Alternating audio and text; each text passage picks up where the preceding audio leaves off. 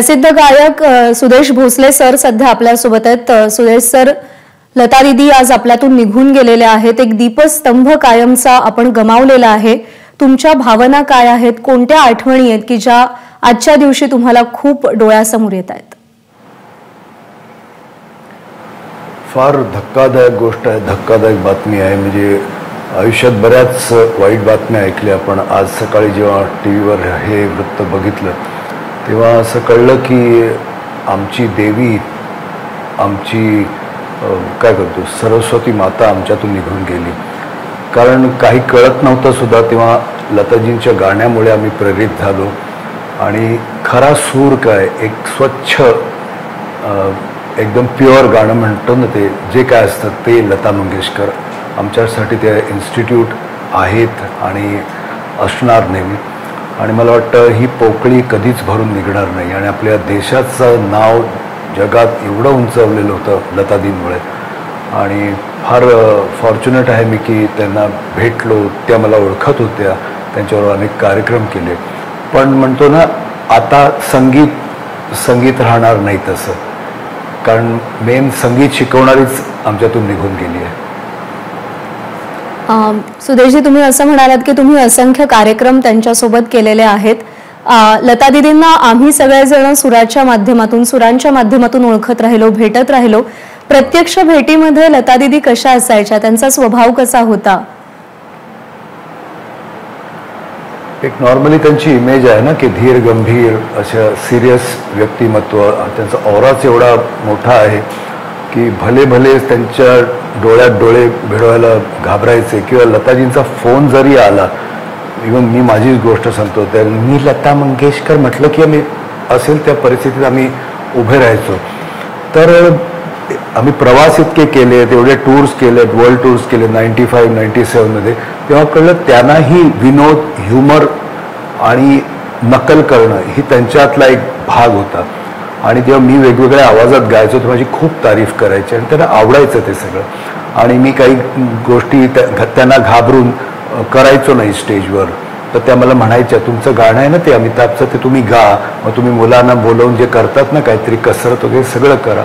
आणि मला आठवतं मी कुमार शानूच्या आवाजात एकदा गायलो आणि तो मुखडा गाऊन नंतर दीदीनं गायचं होतं, तर बघितलं तर दीदी गायले नाही, म्हणून बघितलं तर दीदी माझ्या शेजारी नव्हत्याच, त्याच म्युझिशियनच्या मागे जाऊन पदरात आपला चेहरा लपवून जोर जोरात हसत होत्या आणि गाणं थांबलं।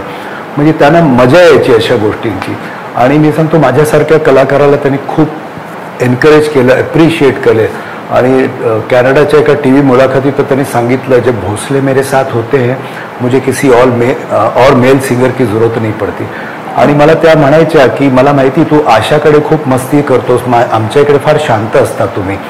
तर त्यांना ते माणसांना ओळखायचे आणि त्यांना हे कळायचं की हा आपल्या शेजारी उभा राहून गातोय, पण हा पूर्णपणे घाबरलेला आहे। तर खूप एनकरेज करायच्या, प्रोत्साहन द्यायच्या मला त्या। सुदेशजी, तुम्ही राहा आपल्यासोबत। आरती अंकलीकर टिकेकर ज्येष्ठ गायिका सध्या आपल्यासोबत आहेत।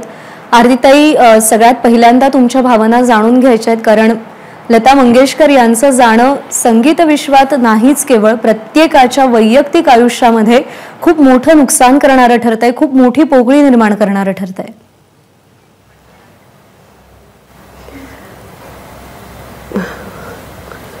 खूप अंतःकरण खरंच खूप जड झालेलं आहे।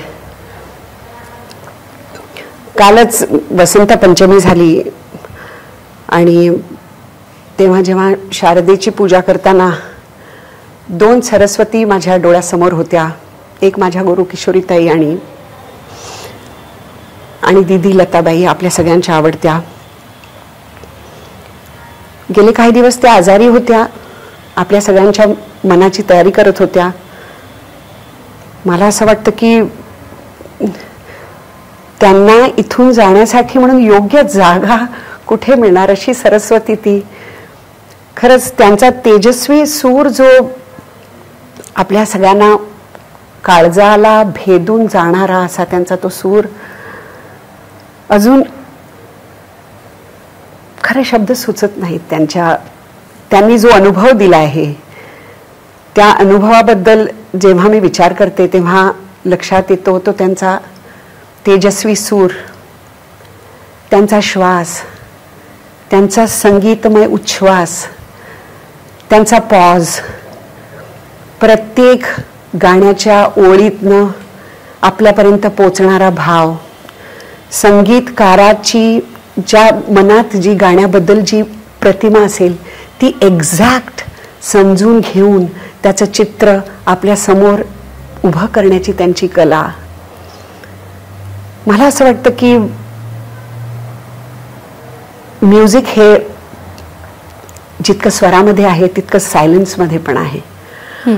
आणि तसं मी लताबाईंच्या, दीदींच्या गाण्यामध्ये नेहमी पॉज सुद्धा इतका सुंदर असत असे. त्यांचा शब्दोच्चार, प्रत्येक शब्दाचा उच्चार, त्यांचा स्वर, त्यांचा दैवी आवाज, त्यांची सात्विकता, त्यांच्या सोज्वळपणा, काय मी सांगू. माझं जीवन मला असं वाटतं इतकं समृद्ध आणि श्रीमंत केलंय दीदींच्या गाण्यांनी. त्या नसत्या जर तर माझं जीवन कसं असतं याचं मी खरं विचारही करू शकत नाही. आणि केवळ माझंच नाही, मला असं वाटतं आपल्या प्रत्येक हिंदुस्थानी माणसाच्या काळजाला भेदून जाणारा त्यांचा स्वर आहे. त्यांची गाणी ऐकणारे संपूर्ण जगभरात अब्जावधी लोक असतील, आज सगळ्यांच्या मनात काहूर उठलं असेल, सगळ्यांची अंतःकरणं खूप जड झालेली असतील.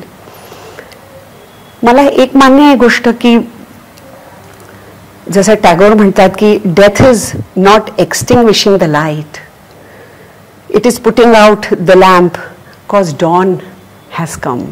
म्हणजे तो जो त्यांचा तेजस्वी स्वराचा प्रकाश आहे, तो त्यांचा दैदिप्यमान तेजस्वी स्वर आहे, त्याचा प्रकाश आपल्या सगळ्यांच्या काळजामध्ये अजून घर करून राहिलेला आहे.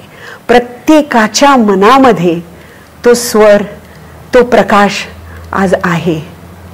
आणि तो मला असं वाटतं की आपला कोणाचाही एकही दिवस त्यांच्या स्वराशिवाय जाणं अशक्य आहे, अशक्य आहे.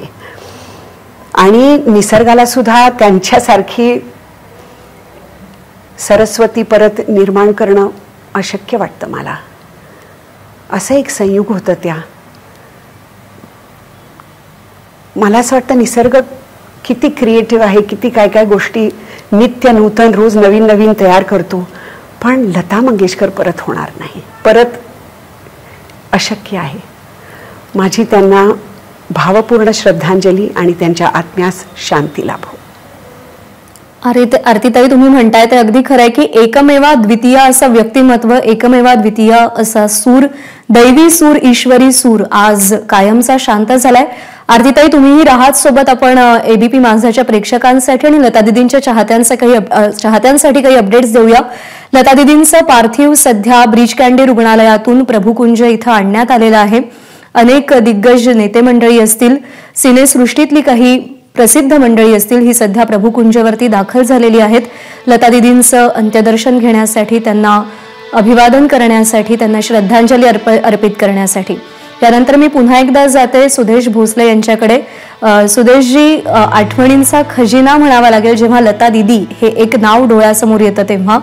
मला आणखी तुमच्याकडून जाणून घ्यायचे की लता दीदींचा स्वभाव कसा होता, त्या कशा असायच्या. म्हणजे गायक म्हणून असलेल्या लता दीदी अख्ख्या जगाला परिचित आहेत, पण माणूस म्हणून असलेल्या लता दीदी नेमक्या कशा होत्या?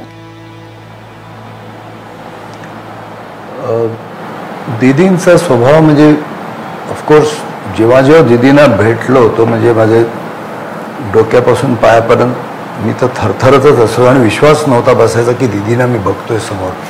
आणि त्या इतक्या नॉर्मली बोलायच्या. मी त्यांना एक दोनदा म्हटलं, दीदी मला तुम्हाला भेटायची फार इच्छा होते हो, पण मी खूप घाबरतो, मला खूप भीती वाटते. म्हणजे कशाला घाबरता तुम्ही, फोन करून तर बघा.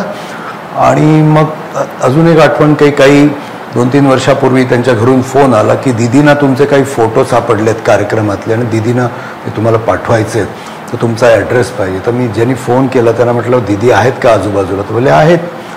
तर मी म्हटलं 2 मिनटं बोलू का, नमस्कार करायचा फक्त. तर 1 मिनिटात आल्या, बोला सुदेशजी.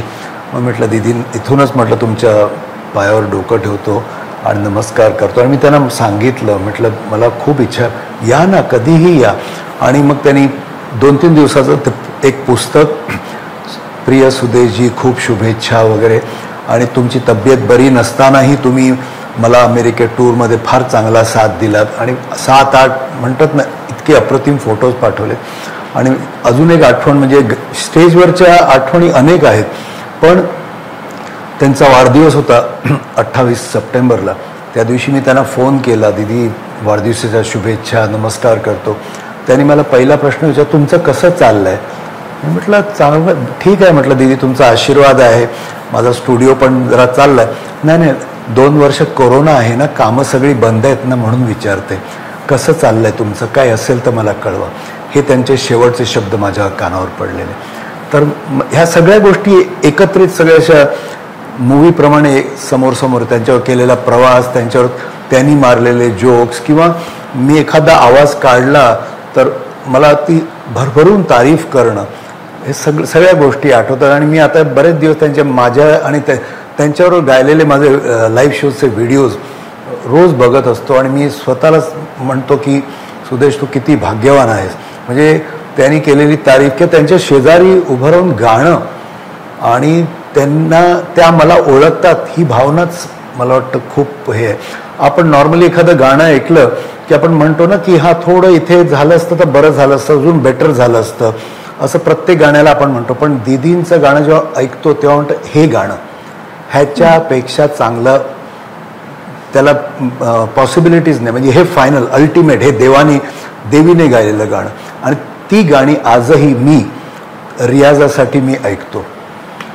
बऱ्याच आठवणी आहेत. आणि खूप ह्युमर होतं त्यांच्याकडे. म्हणजे जरी त्यांचा चेहरा किंवा त्यांची पर्सनॅलिटी, इमेज जरी त्यांचं सिरियस असलं तरी त्यांना खूप मजा यायची कोणाची नक्कल करण्यासाठी, किंवा एखादा कोणी चांगली नक्कल करतोय किंवा चांगलं गातोय तर ते खूप अप्रिशिएट करायच्या त्यांना.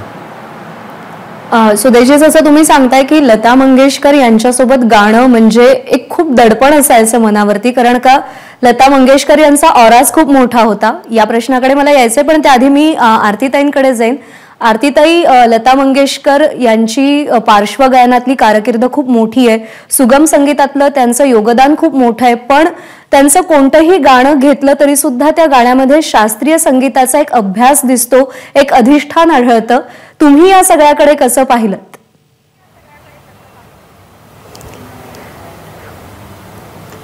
मी जसं म्हटलं तसं त्या साक्षात सरस्वतीच होत्या. त्यांच्या गळ्यामध्ये पंडित दीनानाथरावांची सगळी गायकी कोळून पिल्यासारखा त्यांचा गळा होता.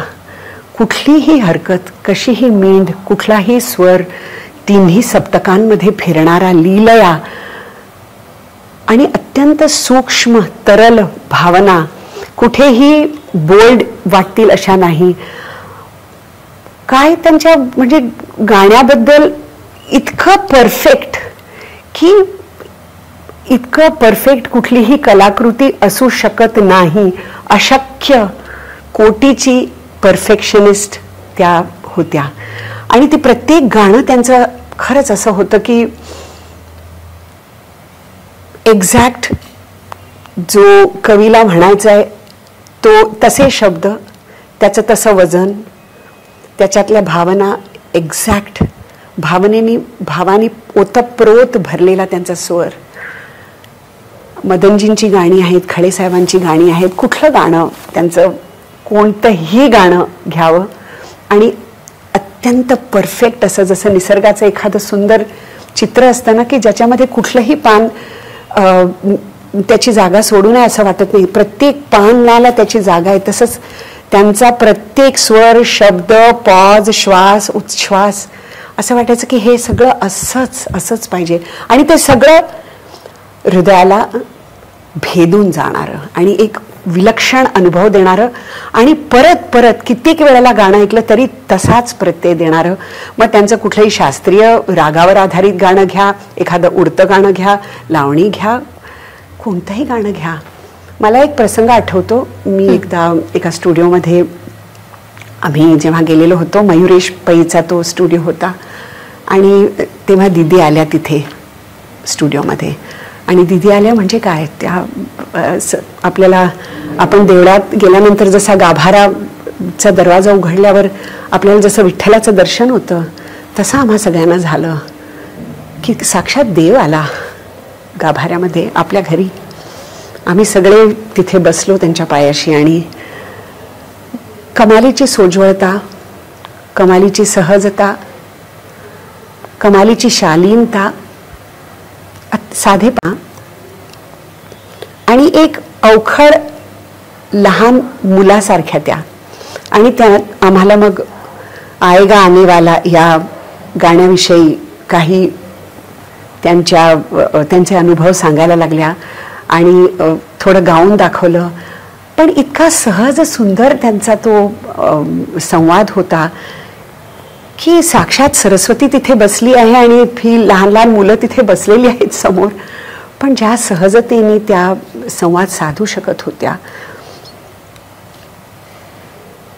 मला असं वाटतं की त्यांच्या स्मृतीला आपण माझं मनपूर्वक वंदन आहे आणि त्यांच्या आत्म्याला शांती लाभो. नाही आरतीताई, तुम्ही म्हणताय त्याप्रमाणे सर्वसामान्य माणसांना संवाद साधण्यासाठी अमाप शब्दांची गरज भासते, पण लता दीदी अशा होत्या की ज्यांनी गेली 6 ते 7 दशकं केवळ 7 स्वरांच्या माध्यमातून केवळ भारतीयांशी नाही तर जगभरातल्या लोकांशी अगदी समर्थपणे संवाद साधलाय. मी पुन्हा एकदा सुदेश सर तुमच्याकडे येते. ऑरा या मुद्द्याबद्दल आपण बोलत होतो की लता दीदी ज्यावेळी समोर येतात त्यावेळी त्यांचा ऑरा सगळ्यांना व्यापून टाकणारा असतो. अशा वेळी ज्यावेळी एखादा सहगायक आपल्यासोबत युगुल गीत गाणार असेल किंवा आपल्यासोबत गाणार असेल, त्याला कम्फर्टेबल करण्यासाठी, त्याला थोडंसं शांत करण्यासाठी लता दीदी नेमकं काय करायच्या? तुम्हाला कधी तसा अनुभव आला का? मला असे अनेक अनुभव आले. मी जेव्हा फर्स्ट टाइम त्यांच्याबरोबर न्यूयॉर्कमध्ये म्हणजे 25-30 हजाराचा क्राऊड होता आणि सिलसिलामधलं गाणं आम्ही सुरू केलं, ये कहाँ आ गए हम. त्याच्यात अमितजीचा जो डायलॉग आहे सुरुवातीला, तर मी स्टेजवर आवाज करतो, मस्ती करतो तो, पण दीदी ऐकतात. आता तो अमिताभ बच्चनच्या ऐवजी शशी कपूर होऊ नये ह्याची भीती वाटत होती. त्या भीतीला कसं बसं कंट्रोल करत मी म्हटलं मैं और मेरी तन्हाई असं म्हटल्यावर क्राऊडने तर टाळ्या शिट्या वाजवल्या, पण दीदीने असा चष्मा खाली केला आणि माझ्याकडे बघत म्हणाल्या, वाह क्या बात है. मग पुढचा अमिताभ माझा म्हणतात ना अमिताभपेक्षाही सुंदर झाला. तर त्यांना माहिती होतं हा घाबरतो मला. ते प्रत्येक गाण्यात मला दाद द्यायचे. किंवा एखाद वेळ मी गायलो, प्यार हुआ इकरार हुआ है, प्यार से फिर क्यों डरता है दिल. पटकन मला असं बघितलं, मला वाटलं काहीतरी गडबड झाली आणि मी फुल टेन्शनमध्ये ते गाणं कंप्लीट केलं. आणि मी मागे बघितलं म्युझिशियन्सकडे, तर म्युझिशियन बोलले नाही नाही व्यवस्थित आहे, काय टेन्शन. गाणं संपल्यानंतर दीदीने म्हटलं, सुदेश जी हर किसी की आवाज में गाते हैं, इन्होंने बिल्कुल मन्ना डे की तरह गाया और ये गाना मैंने अभी बिल्कुल लता मंगेशकर की तरह गाया. तर असे अनेक वेळा गोष्टी घडतात ज्याच्यामुळे त्या म्हणजे एक भीती घालवण्याचा प्रयत्न करतात.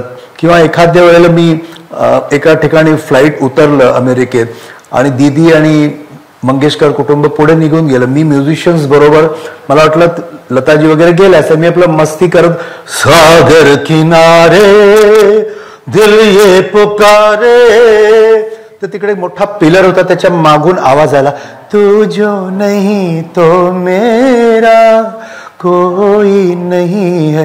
म्हणा या दीदी तुम्ही किती छान गायलंय ना पंचमने. म्हणजे माझं मी गातो आणि त्यांनी त्याच सुरात गाणं कंप्लीट केलं. म्हणजे किती ते कम्फर्टेबल, म्हणजे एका आर्टिस्टला ते कधी लहान समजायचं नाही. तर अशा अनेक अनेक गोष्टी आहेत की बस असं त्या आठवूनच आता मी, मला वाटतं माझं उरलेलं आयुष्य काढणार आहे. सुदेशजी, आपण जर साधी एक नजर टाकायची म्हटली तर अंगाई म्हटलं तरी सुद्धा लता दीदींचा सूर आपल्या समोर येतो. किंवा अगदी आपण त्याच्यामध्ये बालगीतं म्हटली तरी सुद्धा लता दीदींचा सूर भेटतो. प्रेमगीत असेल लता दीदी, विरहगीत असेल लता दीदी, भक्तिगीत असेल लता दीदी, शौर्यगीत असेल लता दीदी. केवढा मोठा कॅनव्हास आहे हा, आणि त्या कॅनव्हासचा प्रत्येक कोपरा लता दीदींनी आपल्या सुरांनी रंगवून टाकलेला आहे. बरोबर बरोबर. आणि मी म्हणतो ना, जसं आता 3 पिढ्यांसाठी तिने आपला आवाज दिला. आणि तुम्ही बघितलं असेल की अनेक गाणी अशी आहेत ना की त्या ऍक्टरला काही करावंच लागत नाही.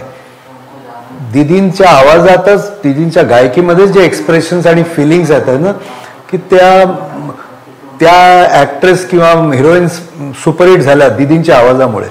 आणि एखादा म्युझिक डायरेक्टर त्यांना एक गाणं जेव्हा समजवतो तेव्हा त्यावेळेला ते गाणं समजा 20-25% असेल तर दीदींचा आवाज लाभल्यानंतर ते गाणं 200% होतं. आणि मग म्युझिक डायरेक्टरला वाटतं अरे हेच मला हवं होतं आणि दीदींनी न सांगता ते गायलं. आणि मी सांगतो ना, प्रत्येक जे गाणं साध्यात साधी अगर ट्यून असेल तरी दीदींनी गायल्यामुळे त्या ट्यून्स, त्या धून्स अजरामर झाल्यात.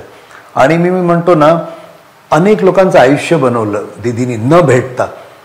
त्यांचं गाणं ऐकून लोक गायला लागले, मुली गायला लागल्या आणि त्या आज टॉपवर आहेत. आणि आमच्यासाठी त्या इन्स्टिट्यूट आहे. आम्हाला क्लासमध्ये कोणाकडे शिकायची गरजच नाही. आम्ही त्यांची एक एक गाणी ऐकून, आणि कळत नाही त्या कुठे श्वास सोडतात, कुठे श्वास धरतात. आणि अशा वेळेला त्यांनी एवढी डिफिकल्ट गाणी गायली जेव्हा अशा टेक्निकल म्हणजे सायन्स एवढं पुढे पोचलं नव्हतं, काही फॅसिलिटीज नव्हत्या, डबिंगची फॅसिलिटी नव्हती. एक टेकमध्ये आणि अनेक गाणी 1 टेकमध्ये त्यांनी गायल्या. आणि विश्वास बसत नाही हे 1 टेकमध्ये गायलेलं गाणं. आज तर लोकांना 2-2, 3-3 दिवस लागतात एक गाणं परफेक्ट करायला. सुदेशजी, तुम्ही म्हणालात की लता दीदी हे संगीत विश्वातलं एक विद्यापीठ आहे आणि या विद्यापीठातून प्रत्येक गायकानं काही ना काहीतरी घेतलेलं आहे, प्रत्येक गायक काही ना काहीतरी शिकलेला आहे. तुम्हाला विचारायला आवडेल की तुम्ही कोणत्या गोष्टी शिकलात, तुम्हाला कोणत्या गोष्टी अनुकरणीय वाटल्या? अनुकरणीय म्हणजे आता दीदींचं गाणं हे सर्वांनाच माहिती आहे, त्याच्यापासून आपण प्रेरित होतो. बरेच म्युझिशियन्स घडले, बरेच गायक गायिका घडले. मी एक गोष्ट, मी जेवढ्या वेळ त्यांच्यावर टूर्स केले, 95-97 नंतर अंधेरीला इथे एक मोठा कार्यक्रम झाला होता, स्वर्गीय बाळासाहेब ठाकरेंनी आयोजित केला होता. अंधेरी 35,000चा क्राऊड होतं. तर मी एकच शिकलो, त्यांनी आताही म्हणजे हे मोठे लोक उगाचच होत नाही, नुसत्या नशिबाने होत नाही. जेव्हा कार्यक्रम असायचे ते सगळ्या म्युझिशियन्सना, सर्व गायकांना बोलवून 4 ते 5 वेळा रिहर्सल्स करायची. ती गाणी जी त्यांनी हजारो वेळा गायली, तोंडपाठ आहेत, डोळे मिटून गाऊ शकत, पण रिहर्सल्स करायचे. शोच्या ठिकाणी जाऊन रिहर्सल्स करायची, शोच्या अगोदर रिहर्सल्स करायची. आणि दुसरी गोष्ट की हे चालेल ना, म्हणजे एक कन्सर्न, एक काळजी, एक जबाबदारी.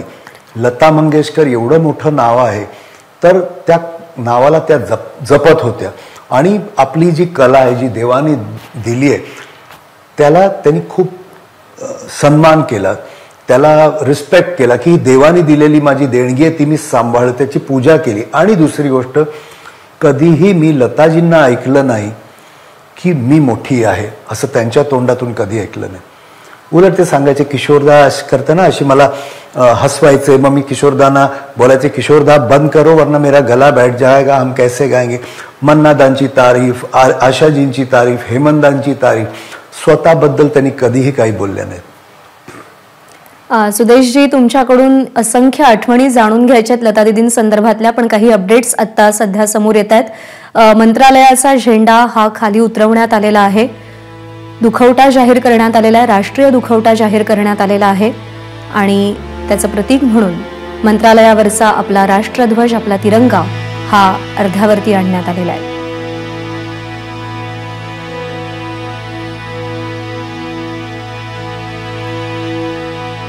सुदेशजी, मी पुन्हा एकदा तुमच्याकडे येते. लता मंगेशकर आणि गाण्यांचं रेकॉर्डिंग्स याचे असंख्य किस्से आहेत, कारण का त्या रेकॉर्डिंग स्टुडिओमध्ये काय घडतं हे सर्वसामान्य माणसांपर्यंत खूप क्वचित पोहोचतं.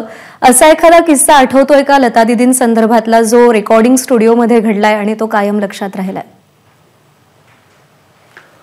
लताजींचं म्हणजे काय सांगू, लता मंगेशकर म्हणजे परफेक्शन, एवढंच आपल्याला माहिती आहे की त्यांना म्युझिक डायरेक्टर काय सांगायच्या अगोदरच ते त्यांच्या मुखातून निघतं. म्युझिक डायरेक्टरला वाटतं अरे हे मी आता ह्यांना समजावणार होतो, सांगणार होतो ही जागा अशी पाहिजे, पण त्यांनी घेतली. आणि मुख्य म्हणजे ना त्यांना काही करावं लागायचं नाही, ते यायच्या गायच्या बस टेक ओके. पण तो ऑराच असा होता ना की कितीही मोठा त्यांच्या वयापेक्षा जास्त मोठा सुद्धा म्युझिशियन असो, म्युझिक डायरेक्टर असो, की एक ती छाप, ते म्हणतो ना आपण, ती आली, तिने पाहिलं, तिने जिंकलं, असा प्रकार होता दीदींचा. एक नाही अनेक किस्से आहेत. म्हणजे म्युझिशियन्स चुकायचे पण दीदी कधी चुकल्या नाही. आणि गाता गाताच कळायचं की हे गाणं सुपरहिट आहे. आणि किंवा तर म्युझिक डायरेक्टरला सुद्धा सांगायचं आपण हे असं करूया का तसं. आणि दुसरी गोष्ट, दीदींच्या गाण्यावरून तुम्हाला कळतं की म्युझिक डायरेक्टर कोण असेल.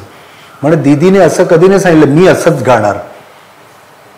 ज्या ज्या म्युझिक डायरेक्टरला जे त्याच्या डोक्यात आहे ते त्यांनी फॉलो केलं. तिथे जाऊन म्हणायचं ते कॅप्टन आहेत, त्याला पाहिजे ते मी देणार. दीदीचा हा जो स्वभाव आहे ना, मी कितीही मोठे असले तरी आता तो म्युझिक डायरेक्टर जे सांगतो ते मला डिलिव्हर करायचं आहे. ह्या गोष्टी शिकण्यासारख्या आहेत. आणि जसं मी तुम्हाला म्हणालो ना की मी करणार, आम्ही असं केलं तसं कधी नाही, कधी नाही. बस मी सांगतो ना, आता सुद्धा त्यांनी एवढं जे भंडार त्या सोडून गेले आहेत ना, ते नुसतं आम्ही ऐकून 100 वेळा ऐकलं तरी आमचं म्हणजे आयुष्याचं सार्थक होईल. एबीपी माझा, उघडा डोळे बघा नीट.